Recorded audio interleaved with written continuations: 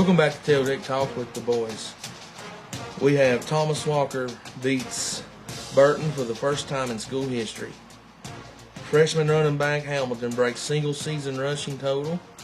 VHSL's first round of the playoffs. 1D bracket is stacked, and we have a special guest coach with us. Boys, let's get into this. Coach, welcome to the Tailgate Talk with the Boys podcast. It's an honor to have you. Guys, I sure do appreciate it. And like I've told you all, I listen every week, and we sure do appreciate y'all getting these boys some attention and talking about football in Southwest Virginia. Yeah, man. Well, who we have with us today is Eastside coach Mr. Mike Rhodes, and like I said, it's an honor to have you on the show. And we're short-handed again, and we'd like to ask everybody to keep Sean and his family in the prayers as they had a death in the family and everything. So, your team, Coach, is young and have been growing up all season. How much do you feel they've grown up just in the past 3 weeks?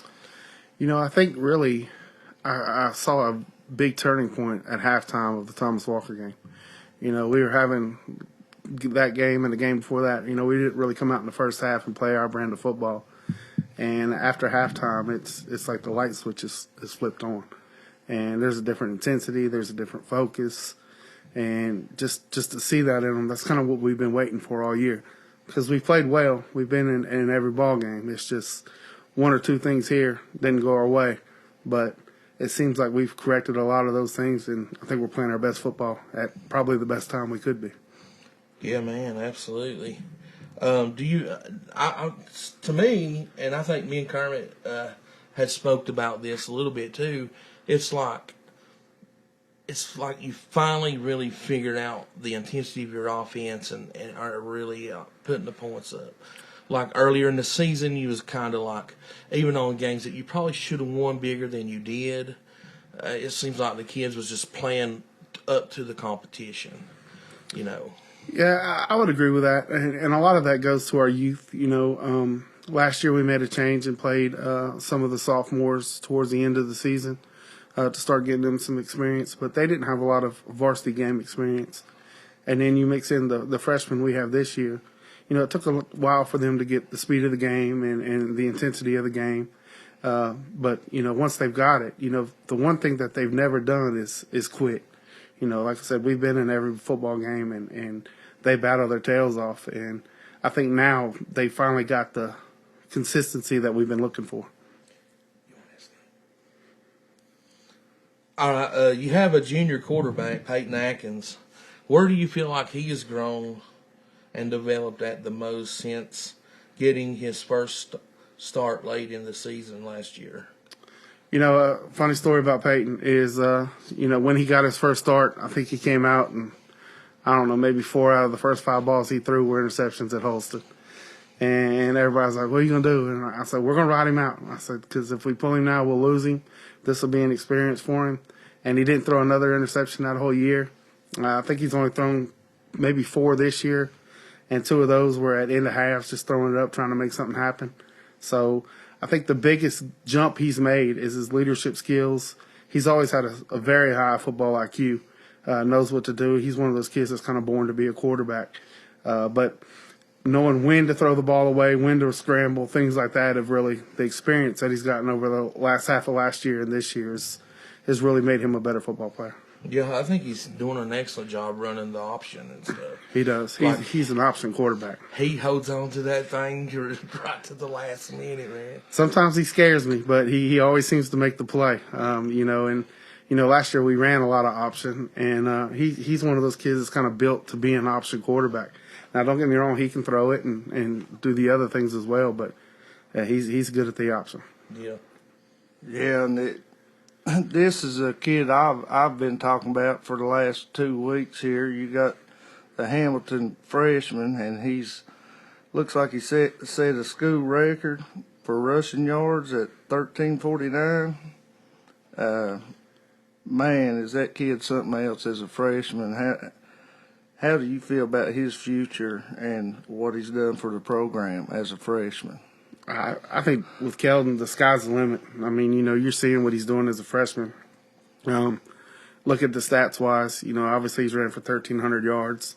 And defensively, I don't know how accurate everything is, but in Tanner Cook's thing, he's leading our area of Southwest Virginia in tackles with well over 100. And he provides a physicality, and he's brought that intensity to our team.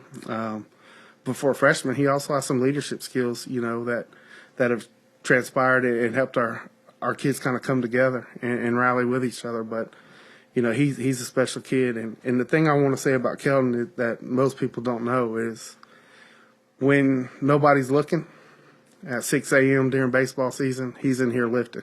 After baseball games, he comes and lifts. After our practices, he gets the sled out or the parachute out and runs. He has that work ethic that you have to be a special player. And he does that when nobody's looking or he's not told to do it. He just does it because he wants to be good. Yeah, and I know a lot of Hamiltons, and they've got a good history of good ball players, good athletes in their family. And that's what I talked about last week. It's not so much, how great he was on offense, is how he looked on defense, getting after people and hitting people, making tackles, just what you brought up there. But I know your team's loaded with a bunch of young talent, and I'm excited for the future of this program up here. You and me both, brother. We are, I think we start 5 or 6 freshmen mixed in with that junior class. I think we have 2 seniors that start on defense and kind of 1.5 on offense. Our right guard's a senior, and our receiver that we rotate in and out every other play is a senior. But, this year they put it all together, and the future does look bright if we can stay healthy and keep getting after it. Yeah, because your line's actually pretty young as well, aren't they? It is. Yeah. Like I said, we just start the 1 senior on the line at right guard. Now, he's a pretty good one. But, the rest of them will be back next year. And I think, 2 of them are freshmen. And the tight end's a freshman, so technically 3 of them in our offense are freshmen. And then 1 junior and a senior. Yeah. Or 2 juniors and a senior. If you're Rock Cove and Twin Springs, you better be trying to get your lumps in now, because I've got a feeling that y'all are going to take over this side of the district here and lead the way. They're going to be tough. It's going to be tough, but, Coach Collier and Coach Warner, they do an excellent job putting a good product on the field, and they always have their boys ready. So, yeah. One thing about Cumberland, I don't think the Cumberland gets enough credit. From top to bottom, we're pretty competitive. I think we get overlooked sometimes, but, there's some great coaches in the Cumberland and some good athletes, and I think it gets overlooked sometimes. Yeah, I agree with you on that, just because it being a smaller class and everything. The Mountain 7, like we'd even talked with Keith, kind of overshadows, the Cumberland district and everything. And there is a lot of talent. And I'll be honest with you, some of the best games that we went and watched this year has came out of the Cumberland district. It's just and I think awesome. That goes to the parity. We're all pretty much in the same boat. I know some of us are bigger and some of us are smaller, but we're all basically small schools. And like I said, there's good coaches and it's fun to be a part of. Yeah, I know. Rock Cove, they're actually pretty young still themselves. They're going to have they're going to field a lot of the same team next year as well. So it's going to be good. It's going to be a battle. It's going to be a battle, and not only that, there's one still coming up with and everything. And Keldon, he's one of these. You're good, buddy. He's one of these players that you don't see come around very often, and so I know you're pretty excited about him. Is he getting any looks yet? Or? He's still a freshman. He's talked to a couple schools. Obviously, nothing official, but I think his time will come. It's just a matter of when. I do too. And his work ethic, the way you're talking about that, it reminds me of Mac McClung when he was at Nick City. How every time you turn around, he was working. Right. And if you get a kid that's like that, they become very special kids. They know that you got to put the work in. James was the same way at Union. When we had James there, and Absolutely. And kids like that work when nobody's looking. That's what it takes to get to those levels. Yeah. Well, Coach, how do you feel like your team has learned to finish in these close games? I think it's been trial and error. I really do. Like I said, opening up in Central, we lost 14-7, and we had chances to win that. And pretty much every game we've been in, the biggest loss we had this year was 12 to Cove here, and I think they scored to make it 12 with like 3 minutes left. And they stopped us on a drive that we were going down to make it a one-possession game. But we've been a one-possession game in every game, and I think they've just found a way to execute. It's been one or two things here and there that we didn't execute. Maybe we missed a block, or maybe we missed a defensive assignment, or, something like that we've tried to correct and be more consistent. And I think that's really been the key to helping us grow up and finish those games. Yeah. To the little things sometimes. Absolutely. Yeah. It's always the little things. Yeah. Well, looks like you guys have started putting full games together as of late. We're putting the exclamation mark on some of these. Actually, I think I saw it most with coming into the Auburn game. Like you said, it probably from that light switch kicking on in that halftime game against Thomas Walker. Mm-hmm. I feel like what's your take on that?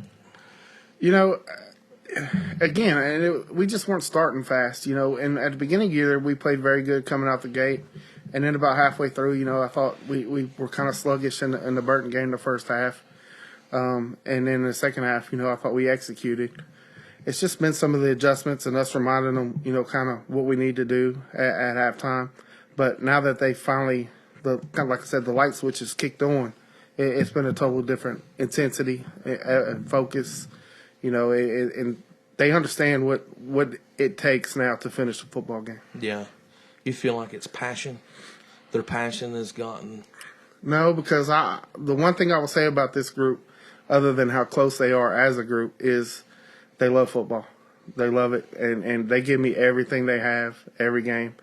When I look in their eyes at the end of a game, they're spent. And granted, we only got 28 players, so a lot of them play both ways, but it's never been effort. It's never been passion. It's just been, mental lapses on execution. Yeah. And we've cleaned those things up. Yeah, not reading the keys. Right, things like that. Yeah. Like you said, small details.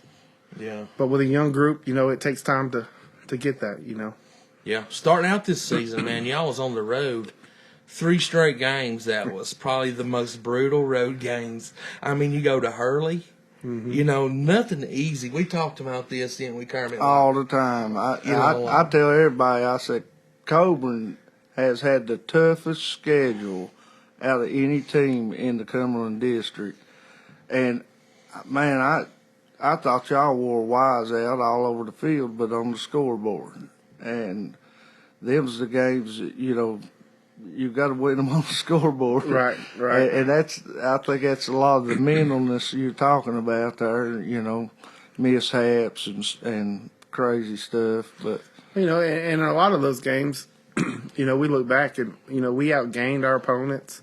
And we did everything that we thought we could have done, except for those 1 or 2 plays here and there that we didn't execute. Yeah. And like I said, that's the thing we fixed. But I'm a big proponent of playing tougher teams. That may come from my time when I was at Travis, but I believe to be the best, and you got to play the best, and iron sharpens iron, all those cliches. But we want to be a team that makes runs in the playoffs. And to do that, you're going to have to make road trips. So I told our coaches, I said, I'm going to try to find some teams out of our area. For one, you get tired of playing the same schools over and over and over. Right.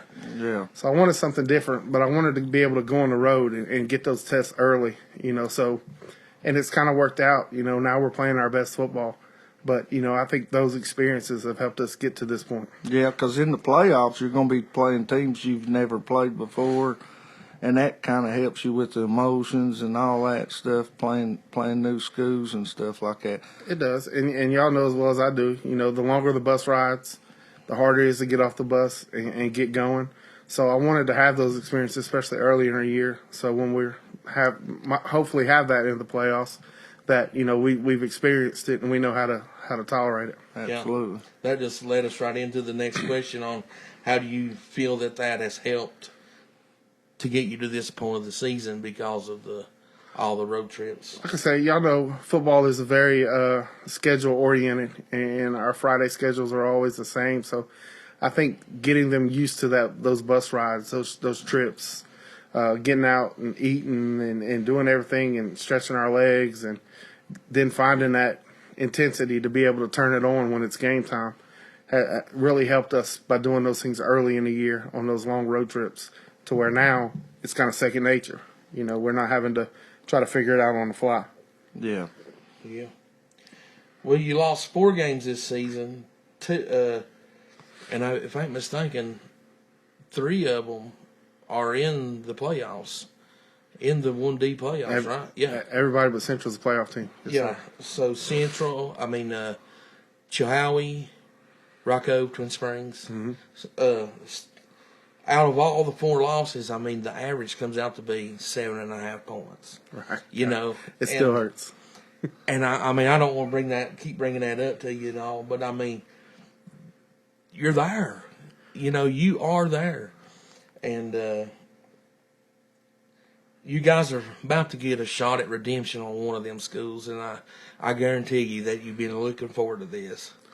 Well, when you play a team like Rye Cove and it's a hard fought game like it is, you always want the woulda, coulda, shoulda and things like that, and that's what I preach to our guys. We wanted some things back in that game, and I'm sure they did as well. But we have a chance now. Whether we execute that or not, it's still we'll find out Friday. But we wanted this opportunity to play one of those teams that kind of nicked us in the beginning. Yeah. And we're excited for the opportunity, and we know it's no small endeavor. Rocco's one of the best football teams in Southwest Virginia, 1 or 2A. They're tough, and but our guys are ready and open for the challenge. Yeah, I know that they are really good, and like some of these games where they have been so close and everything. Your kids now have been there, and they see how close they was, and that helps them to believe now that do you feel like that they actually now know that they've been in these games and they believe that they can do this now? I think they've proven they can play with just about anybody, but like I said earlier, we've got to find ways to be consistent for all 4 quarters, and we got to finish. And I think that's really what we've worked on, as we spoke about earlier. But, I think they know they can play with anybody if they come out and execute, and they're not going to back down from a challenge. Yeah. That's awesome when they don't back down, ain't it? Absolutely. I enjoyed watching them play. What you all played Twin Springs there, and I swear if it wasn't for them 2 quick scores at the beginning of that game, there's a big possibility y'all beat Twin Springs in that game right there. I know, and sometimes that's all it takes is 1 fumble, 1 big play, and it turns the game around, and that's kind of hard to take, 2 quick scores like that back to back, and then y'all's fighting uphill all the way back. I'm just so excited about this Division I playoffs. Every team in here, I think, has a chance to win come Friday, Saturday night. It's stacked from top to bottom. And you talk about that Twin Springs game. That's one of the ones I'm talking about. I thought for 46 minutes we played great football. That first 2 minutes, kind of got away from us. But by the same token, we didn't lay down. We fought the rest of the game, and I think we ended up in the last 46 minutes. It ended up we outscored them 20-8, but the first 2 minutes got us behind the 8 ball. But and hats off to Twin Springs, they executed. But we were talking in here the other day, 1 through 8, anybody can win in this first round. Yes. It could go either way, and Royal Retreat and Honecker were neck and neck last week. So. Yeah, that's what I was telling Herman. I'm like, think we're fixing to go into this first week here.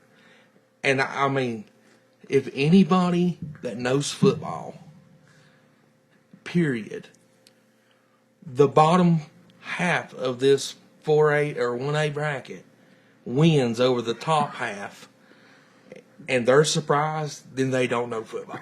You know what I'm saying? Because, I mean, it could very well happen that the 4 through 8 could pull off the upsets. It could. Or the 5 through 8. And that's kind of what we were talking about the Cumberland. It's really 1A football. I mean, there's so much parity, and it's so competitive week in and week out. That the top 8 here that made it, it could go 50-50 either way. Yeah. Yeah. I guess your kids are pretty hyped up to get this chance. I mean, how do you kind of not let them get overly hyped and stuff? I mean, that's a tricky question because you want them to be excited and you want them to be hyped up to play it. And I'll tell you, Friday night we didn't know if we were in or out because we didn't know how the points were going to go. We had it that we could have been anywhere from 6 to out. And so we're listening to games and pulling up scores and doing math and trying to figure it all out. And we found the Riverview game that we played earlier this year in West Virginia. Their game was on the radio, and one of the coaches found it. And we had 7 or 8 kids in here just listening to other kids saying, "Are we in? Are we in? Are we out? What is it?" They all wanted to know, and that excitement was there. But I think you have to let them be excited, and I think they know what the moment is. So you just gotta kind of rein that in a little bit. But with this young bunch that's kind of filled with energy and intensity, I'm just kind of letting them go, and bring that to the table. That's part of what gives them an edge. Yeah, it helps them grow too. It does. It sure does. What are some of the keys to the game to give yourself a shot this time? I don't know if it's, and nobody in Southwest Virginia's done it yet, but somehow we gotta try to corral the Lane kid. He's special, and if we can hold him to modest numbers, because you're not going to hold him to bad numbers. He's too good for that. But if we can hold him to modest numbers and force a couple turnovers and limit our mistakes, I think we could be right there with a chance in the fourth quarter, and that's all you can ask for. But that's no small task. He's a special player. Yeah, he is. He's very special. And you guys hadn't really turned the ball over a whole lot this year, have you? No, we did some in the beginning, but we've kind of minimized those here Yeah. the last half of the season, and I think that's really helped us be in these ball games and give us a chance. We've been able to win the turnover battles, so that's one thing we're going to have to do on Friday. Yeah. I know that staying ahead of the change is very important against a team like Cove. It is. And I mean, any team really, but especially a team, because they're pretty daggone good defensively too. They are. Especially against the run. And, one thing that stands out to me is, they have some very good players, but defensively they play solid as a unit. I mean, they're never out of alignment. They're never taking wrong angles. Coach Sayers does a tremendous job with that defense, and they're always ready to play. And like I said earlier, turnovers kind of got us in the beginning of the year, and some of those costly penalties putting us behind the chains because our offense, we're ground and pound and we want to play good defense. And getting behind the chains sometimes it kind of hurts us. So we're going to have to limit those, the false starts or holdings or any of those little offensive penalties. And if we can stay ahead of the chains and, give ourselves a shot, it'll help out a lot going towards that game Friday. Man, I'm excited about this. You and me both. I can't wait. Kermit, you got anything else on this game, buddy? It's going to be a barn burner. I know that. Yeah, it definitely is. Coach, you got anything else that you'd like to, say about the game coming up? Or? No, I know it's going to be a packed place, so I'm asking everybody in Cumberland to come down and root us on because I know Rock Cove they'll be 2 or 3 deep there on the fences and stands will be packed. So we need everybody out there to help support these boys. Yeah. Your schedule hasn't changed this week as far as this game, has it? Because I know some as of today has changed theirs. No, we're still going Friday night. Okay. Friday night at 7. All right, good deal. Kermit, you got anything else on this game before we run into the last week's rundown on games? No, I'm just ready to talk about the playoffs. It's here. It's here. All right, we're going to get on into the high school rundown. And this first game we have up here is Eastside 162 over Castlewood 6. Is that a school record score? I'm not sure about that. It may be. I'm not sure. That's just kind of the way the ball bounced. It's unfortunate, but we were glad to get the win. But we played well that night. I like seeing you actually. I'm not saying put up that many points against the team, but actually put a gap out there. Yeah. And I'm sure. Thomas Walker 48, Burton 0. Poor old Burton. They've had a rough year this year. They're very young too, aren't they? Yes, sir, they are. And then he's had injuries galore. Yeah. To deal with. Yeah. Thomas Walker's just a different team every week too. It seems like this. They like 1 week you think they're going to really win real big, and then they get blowed out. It's and they've got some younger pieces too. I know they had a lot of seniors. I think they had about 14 or 15 seniors, but they're tough to get a read on. Yeah. I know Tanner. He's dealt with some injuries as well. And at single A football, that can change everything in a heartbeat. Yeah, absolutely. John Battle 14, Union 40 tournament. I heard that there was some good old boy song being played down there at Union this week, and maybe some kid by the number 62 got in the backfield. Is that right? Yeah, I think they found a new fullback down there just to give Keith Chandler a break for a little while. But yeah, old Brent got him a big touch down there, 4th and 1. I told him, I was like, now what about that? Pulling a lineman into the backfield just to blow a game wide open. I mean, what in the world are they thinking? Only thing is, I wish they got an extra score to get the clock running. We was freezing to death about the end of the 3rd quarter down there. Yeah, I would like to see a running clock either way at that Ryco Twin Springs game.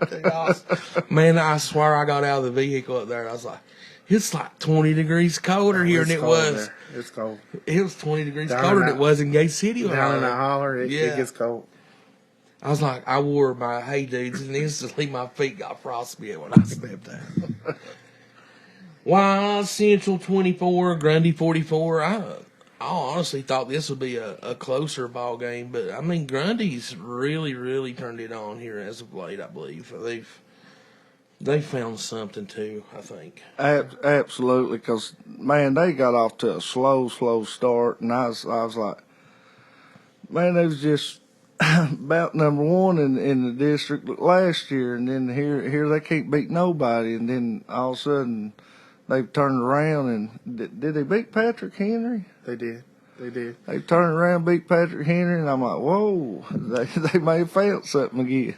I think they're another team that battled the injuries, and they finally got some of those guys back. And, they were in the region championship last year, and I think they're rolling again. Yeah, I think them and Royal Retreat Royal Retreat was another school I think had really turned it on late in the season there. Hey, Patrick Henry's running back. He's special too. Oh yeah, good speed kid. Yeah, he's good. Yeah, hard nose, got some good speed. It helps running behind that big Barrett kid. Yeah, that they've got a lot of good things working for him. And Coach Patrick does a good job with his formations, outflanking people and being able to get that kid in space. Man, they look like their line is huge, and that little dude, as little as he is, you don't know where he's coming out of. Yeah, they're fairly big. I remember watching them at the Jamboree at Burton, and I mean they've really grown up a lot since that Jamboree. Which I know it's preseason's preseason. That's like, I hear people say all the time, already make predictions on a season off of a Jamboree game. I'm like, man, no, you can't do that. Teams are trying to find stuff that's working and. Trying to find stuff that's working and come out healthy. That's the goal of in preseason games.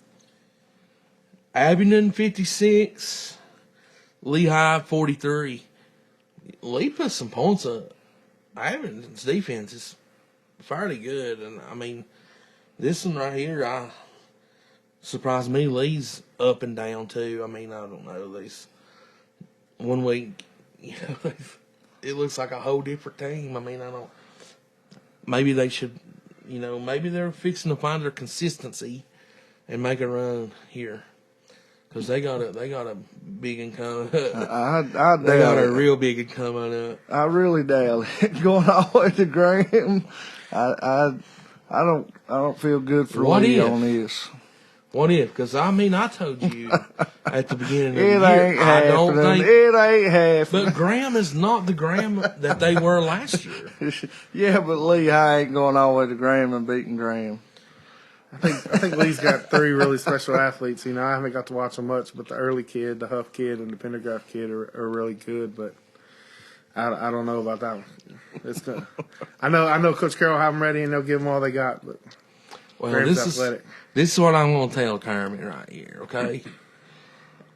Just if, and I know if ifs and buts were candy and nuts, we'd all have a Merry Christmas. And it is getting close to Christmas. But if Lehigh was to go up there and win this ball game, you have to buy me a steak dinner. You got it, brother. And if they lose, you can buy me Burger King. Okay. How's that sound? That sounds like a win-win for somebody. Yeah, absolutely. I like the way you bet. Yeah. Yeah, man. Gate City 28, Ridgeview 0. Ridgeview's a little banged up, which, I mean, everybody is at this point in the season. Gate City's got a lot of injuries, too. Starting to get kids back, which is a good thing. I mean, this game was a second half game for Gate City. It was 7-0, I think, going into the half. What quarter did Ridgeview's quarterback go at? Early, about mid-first, I think it was. They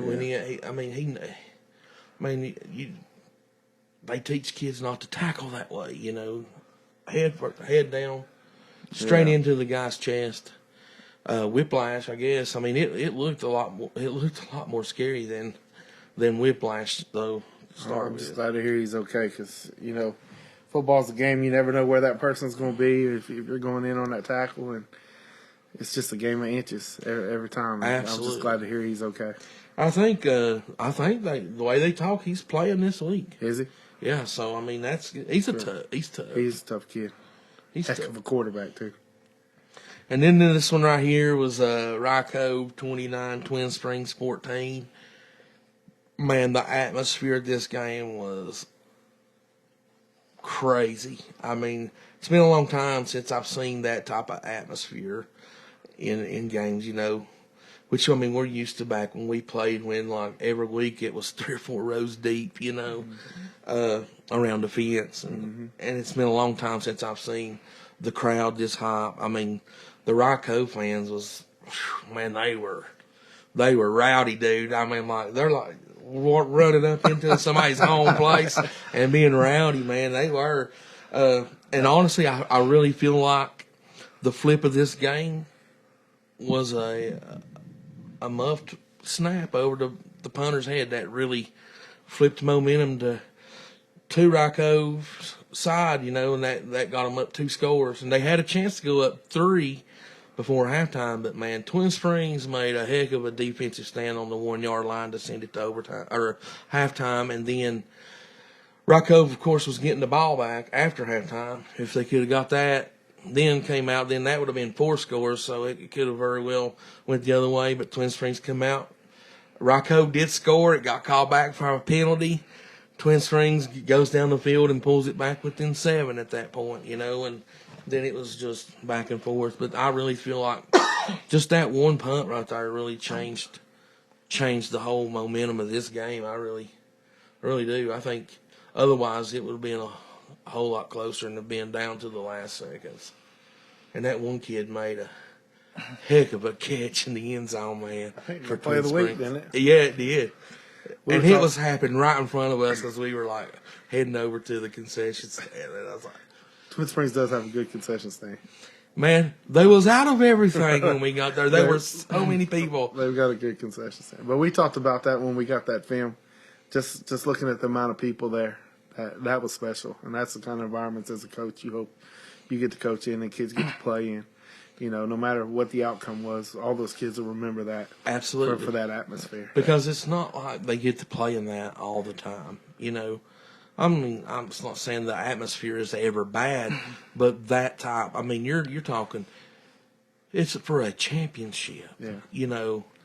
And now they've lived it 2 years in a row, and that's something I think that your kids, they get that opportunity to play for that. That's going to be very special for them, and I mean they'll even grow more then. So like going into this game right here, I think this is going to be the same type of atmosphere. I think so, and that's why I said earlier when you asked me if I had anything else, so we need everybody there because their fans are going to be rowdy and they're going to be loud and it's going to be intense, and just like playoff atmosphere should be. But that's what we need our faithful there with us, battling back with them. Yeah, I know Aaron, me and him talk a lot about when we played football in the 90s and how just it seemed like everything shut down. The whole town shut down and showed up, and well, we didn't have Wi-Fi and all this other stuff either. We had 13 TV channels. They wasn't much to do on a Friday night, but now ball game in the LPD was something else on Friday nights. I think it felt like it was a greater atmosphere than college at the time. I'll tell you a funny story. When I came up here, I was a freshman in high school or in college here, and I went to VI in Bristol. And in Louisiana, we played. I was on a team that was 5A, and so they were like, "Oh, you got to come to this game. You got to come to this. You'll never see an atmosphere like this." And they were telling me they were 1A, and I was like, oh, man, "This can't be that big of an atmosphere." So I said, "Okay, I'll come check it out." Well, it was Gate City. It was at Gate City, and they were playing Appalachia. And I didn't know the teams from anything. And we come, and we had to park in the Food Line parking lot and walk across the 4-lane and up there, and there's no seats. And I got there, and I'm like, holy cow, what is this, And then it was just a slobber knocker of a game. I mean, they were just beating the snot out of each other, and I think it ended up like 21-16, or it was somewhere in that ballpark. But man, that was my first taste of Southwest Virginia LPD football, and I don't think I could have got brought into a better game or atmosphere. That was definitely a great introduction. It was. Yeah. It was. And that's when I knew it's legit here. Yeah. Which we always thought, when Appalachian Gate City played, they was going to be some hits. And on both sides of the field, they going to be some kids get laid out. It was one of the hardest hitting ball games you'd played all year. And it lived up to it. It was. I was sold from that point on. Yeah, every Friday night we tried to find a football game to go to. That's awesome. All right, let's get into this. We'll start with 1D here on the playoffs and stuff. Number 8, Rural Retreat. At number 1, Honaker. It's deja vu, isn't it? Deja vu. Man, this is what I was 1 week apart. This is what I was telling Aaron. I said, if you're Honaker, you're at the number 1 spot. Do you really feel like you won something? Because this team just about had you beat last week, and you got to turn right around and face Rural Retreat again. And I wouldn't be too happy if I was Honaker in that number 1 spot, knowing I had to face them right off the bat 2 weeks in a row. Yeah, because, you worked for that number 1 seed for a reason. You know what I mean? I don't know. Was last week at Rural Retreat or was it at Honaker? I can't remember. I can't remember where the game was at, actually. I don't remember it. But, Rural Retreat had them. Right. They were leading, and Honaker come back and pulled it off, which, man, they're daggone special, too, ain't they? You guys didn't have Honaker, did you? No, we didn't play them this year. We played them last year, but they were down here at a 707. We have a big 707 every summer, and they came to it. And Heritage Lynchburg came down, and they played them in like 5 overtimes or something, and it was just fun to watch those 2 teams going at it at 707. Our attack, man. That kid can spin it. I think he's got something like 40 touchdowns to 1 interception or something. And they're like in the top 5 in the whole state of Virginia in scoring offense. Yeah, he's special. Man. Then up next we got the number 7 Eastside Spartans and their. Well, we need to pick a winner here, Kermit. I was about to get ahead of myself. Uh-oh. Rural Retreat at Honaker. Coach, you can participate if you want to. We'll let you skip out on the. I think I'm going to abstain from this one. I don't want to burn any bridges here. All right, we'll start back with this Rule Retreat Homeacre. I'm telling you, I'm expecting another barn burner. It's gonna come down to whoever's got the ball last. and man, I'd love to pick Rural Retreat in this, but I believe Homeacre's got that number one spot for a reason. And man, Homeacre, they can pass the ball, they can run the ball. I mean, they get it done when they need to. They played in a slot fest against Patrick Henry up there, and just come up with a big fumble at the end of the game, and the kid laid a perfect hat on the ball. And you know, you can't even blame that on the running back. That kid, he come in there with a helmet, put it right on the ball, and I just believe Homeacre's still going to get it done, but it's going to be a barn burner. Well, I'm going to be honest with you. I'm going to go Rule Retreat in this one. I think they get it done. Then, of course, we got. Are you abstaining from that one too, Coach? I'll let you guys pick this one. I think y'all know where my heart's at. Yeah.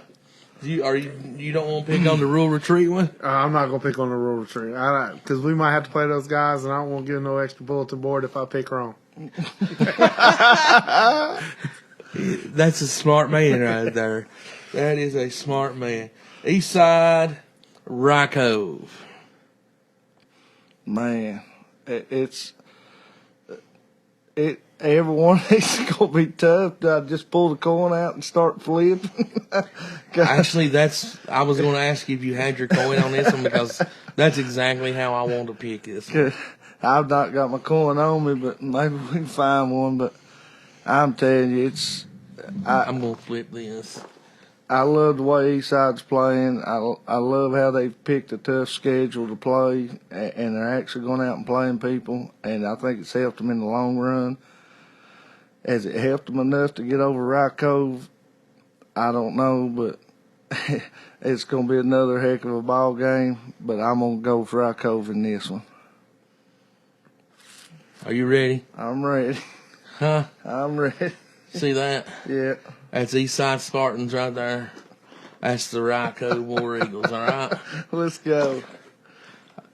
I'm going with the Eastside Spartans in this game right here, baby. How about it? Yeah. Oh. I believe they've grown up.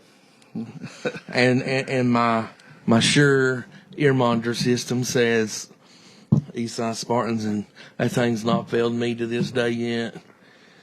Okay. Number 6, Chilhowie against number 3, Twin Springs Titans. Can we get a steak dinner or a Burger King on that? On which one? The one you just said. Whichever one you want to buy me. I hear you. Who we got now? Chilhowie, Twin Springs. Chilhowie, Twin Springs. Yeah, it's a number 6 and a number 3 here. Well, I picked Twin Springs last time, but I didn't realize that Cove hadn't won that game in 4 years, and they was really hungry. But I'm going to go with Twin Springs again this time, because I believe they've got the easier pick out of the 4. So. Oh, no, Chilhowie's pretty tough. They can throw the ball pretty good. I would rather see them than the other two. But Keith better not let me down. We played both of them. They both got some athletes and both pretty good up front. That's going to be a good game. I really think it will be. I just really feel like that there's going to be at least 2 upsets in this one. And I done went Rule Retreat, if you call that an upset. Because, I mean, you see what happened last week. I mean, and then I really wouldn't call Eastside beating Cove an upset either, because, I mean, they was right there to win the game, too. 1 through 8 is pretty tough this week, boys. I'm glad I don't have y'all's job right here. Keith Warner's going to kill me if I go. The Twin Springs is banged up pretty good. But you know Keith, he said he ain't going to make no excuses. Yeah, we're all, like he said, we're all banged up this time of year. And Jim Howie just throws the ball so good. I mean, I think that's their strong point. I mean, from what I saw in the Rocco Chilhowie game, they really didn't run the ball that well. Which, I mean, that could be Rocco's defense as well. But I mean, they throwed the ball at will on Rocco. What happened when they'd get in the red zone, it would stall because the lack of their being able to run the football. I'm going with the Twin Springs Titans. I'm going to go with Twin Springs Titans. Go with the locals. Number 5, Grundy at Patrick Henry. I think this one's cut and dry for me, man. I'm going Patrick Henry. Ain't no doubt. I think Patrick Henry's come along pretty good there, and I think they want that rematch with Grundy, and I believe they're going to get it right here. But I'm just so excited because I believe I could miss every one of these picks. I believe it could all go totally the opposite way, and it wouldn't surprise me one bit at all. Yeah, absolutely. Like we said, it can go either way. It's one of the most competitive brackets I think that's out there. This 1D bracket. And like that has been in several seasons. Did you make a pick? Yeah, I didn't hear it. You must have been ashamed of it. Was it? I said Patrick Henry's gonna get their win back. They're gonna go get their win back on this one.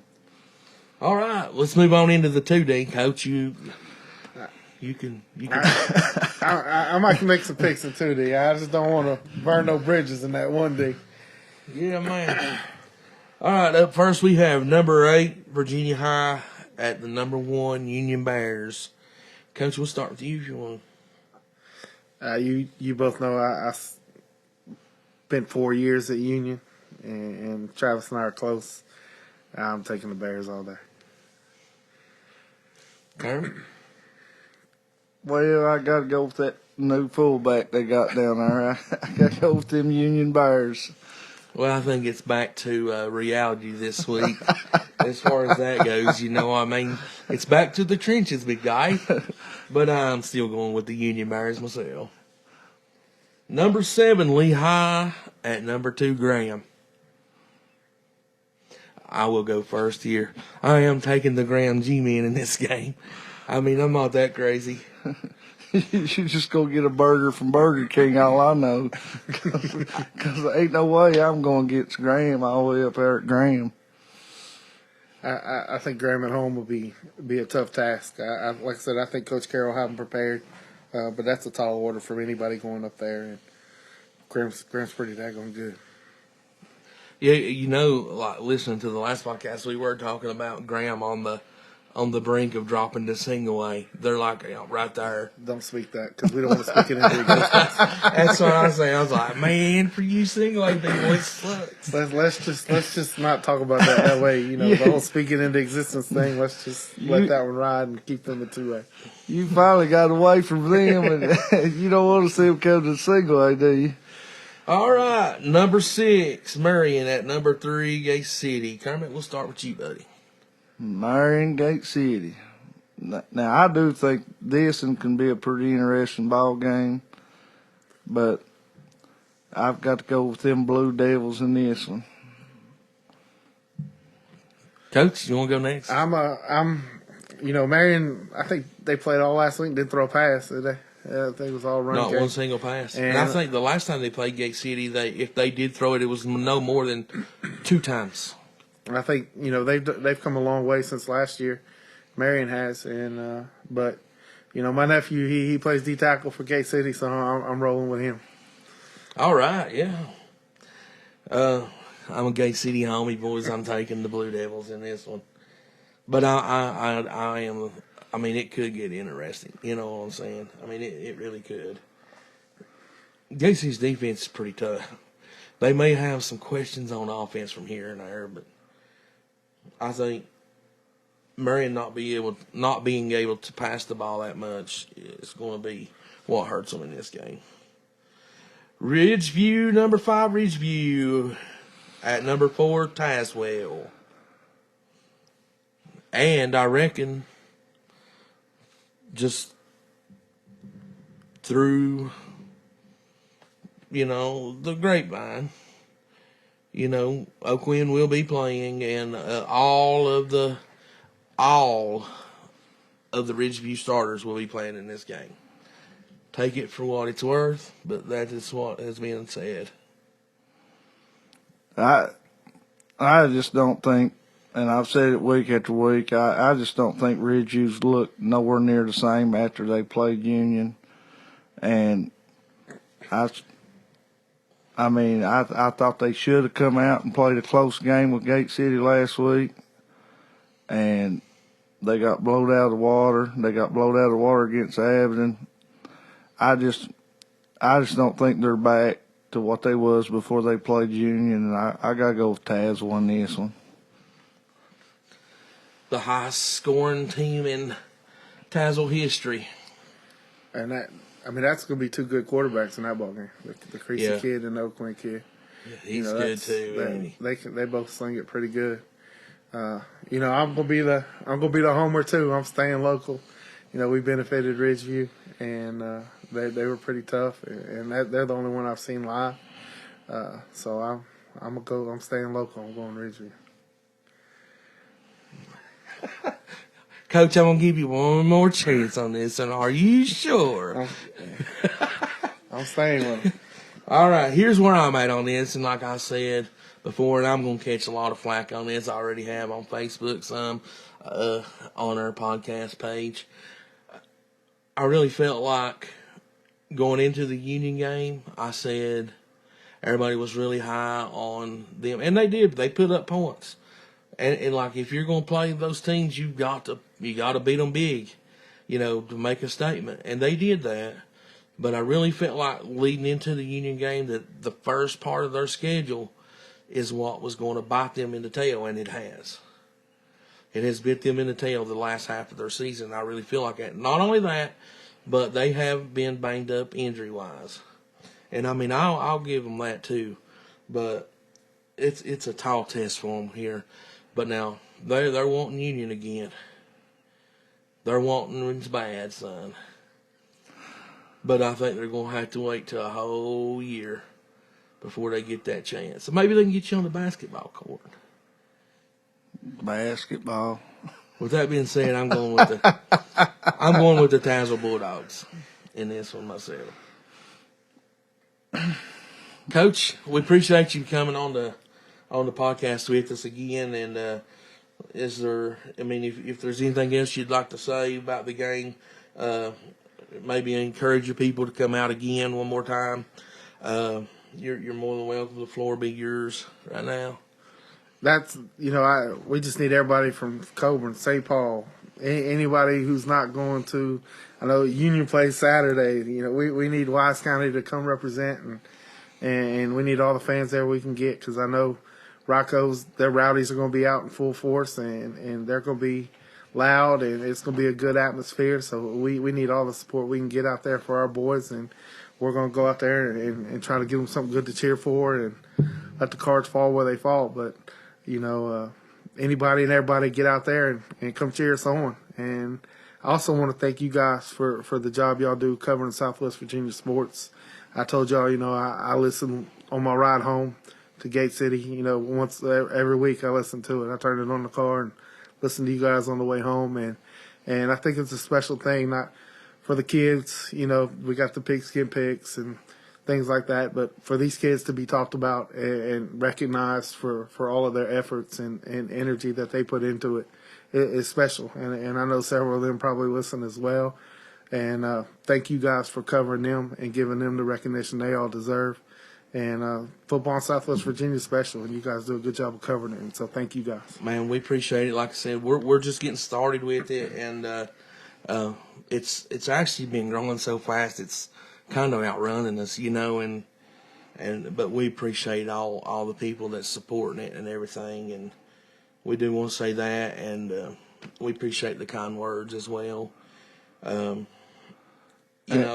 Southwest Virginia is special, and like you said, these kids do need to be recognized. I mean, people don't realize the early mornings coming out here. A lot of times they're out here when a lot of people are still in bed, and sometimes the late evenings and stuff, they put a lot of time in trying to do their classwork and then still putting in the time to practice and to come and lift and everything they do. And they do need to be recognized. And we're enjoying doing this. It started out as fun. It's gotten a little more serious as of late and everything, but we're having a good time doing it and everything. And we do appreciate you coming on board and being with us. And Kermit, you got anything?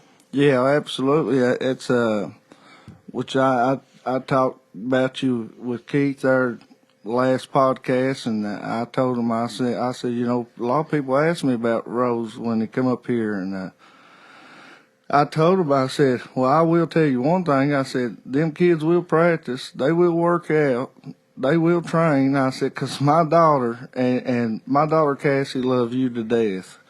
She loved you so much as a coach. It killed her when you left Union down there. And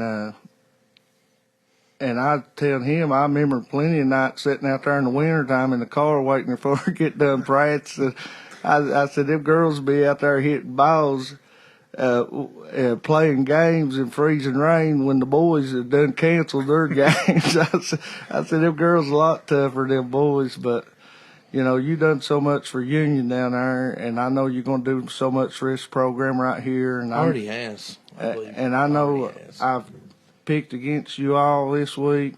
I pray and hope to God y'all prove me wrong, Coach. I hope every one of them kids go out there and prove me wrong. But it's like I said, if you rock over Twin Springs, you better try to get it in now, because I've got a feeling this program's going to be dominant. Yeah, I do too. Well, if all minds and hearts are clear. Yes, sir. Thank you, guys. I really appreciate it. Yeah, man. Thank you, Rose. We'll see y'all on the flip side. Peace.